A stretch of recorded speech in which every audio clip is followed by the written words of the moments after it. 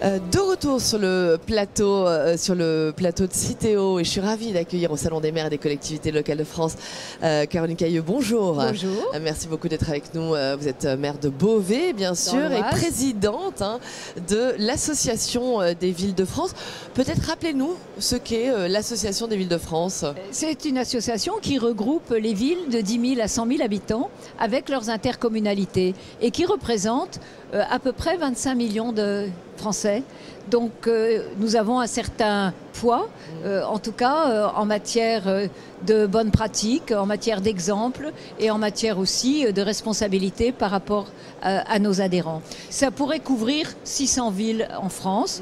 Nous avons 300 adhérents, donc à peu près la moitié. Donc une association très importante. Pluraliste aussi, puisque mon coprésident est Jean-François Debat, le maire de Bourg-en-Bresse.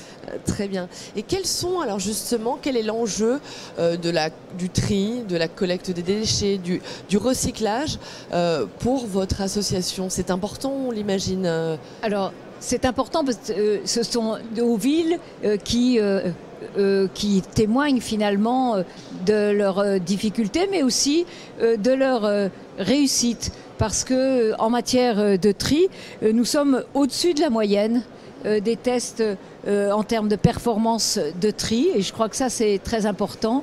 J'en parlais en arrivant sur votre stand avec mes collègues.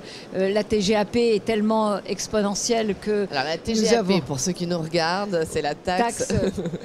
Sur les ordures, voilà. Sur les ordures ménagères. Ouais. Et donc nous sommes obligés de mettre en place des systèmes financiers pour amortir ces budgets qui sont exponentiels depuis la rentrée. Alors les uns font du sélectif, les autres font, j'allais dire, nous avons nous dans l'Oise un syndicat départemental. Donc nous essayons d'améliorer le tri et c'est l'enjeu demain pour nos collectivités, évidemment. Et quelle est votre position sur la tarification incitative qui, justement, dont l'objet est d'inciter à trier plus? Alors, sur le plan du principe, c'est un dispositif qui est tout à fait valable. La seule chose, c'est que l'habitat collectif qui nous pose beaucoup de problèmes parce que les choses sont plus difficiles à gérer en habitat collectif. Il faut faire beaucoup de pédagogie, il faut expliquer aux habitants l'intérêt mais peut-être que nous serons amenés à y arriver. Nous allons travailler sur le tri parce que sinon, j'allais dire, les volumes ont pris une telle importance que le coût qui en découle est forcément aussi très important. Donc on n'a pas le choix. Il faut qu'on fasse de la pédagogie, qu'on explique à nos habitants. Mais c'est vrai que dans les villes moyennes, nous avons des quartiers politiques de la ville avec beaucoup de logements sociaux. Et c'est là aussi un des enjeux avec les bailleurs sociaux.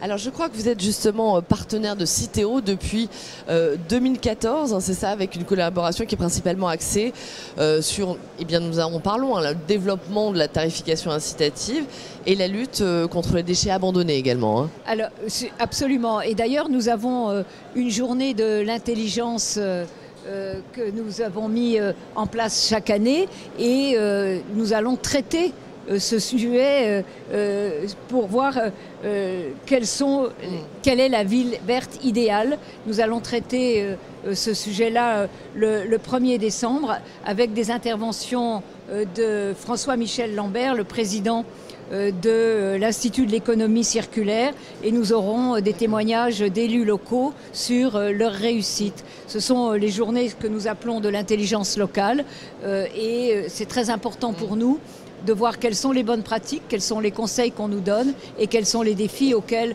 nous devons répondre. Et dans ce domaine, Citeo, j'imagine, vous accompagne, Nous sommes partenaires avec Citeo, bien évidemment pour cette journée, mais même dans, j'allais dire, l'histoire de notre association.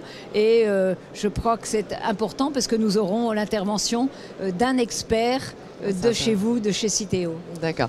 Peut-être une dernière question sur les jeunes générations, les actions de sensibilisation.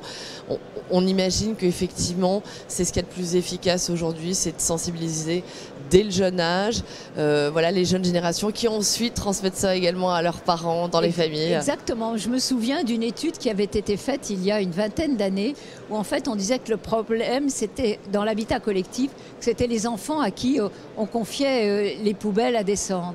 Et les gosses avaient peur de descendre finalement à la cave, balançaient les sacs n'importe comment. Donc on s'aperçoit en fait qu'il faut faire de la pédagogie à l'école primaire, parce que ce qu'on apprend aux enfants, ils rentrent chez eux et ils expliquent quels sont les conseils qu'a donné la maîtresse ou quels sont les conseils qu'a donné l'intervenant.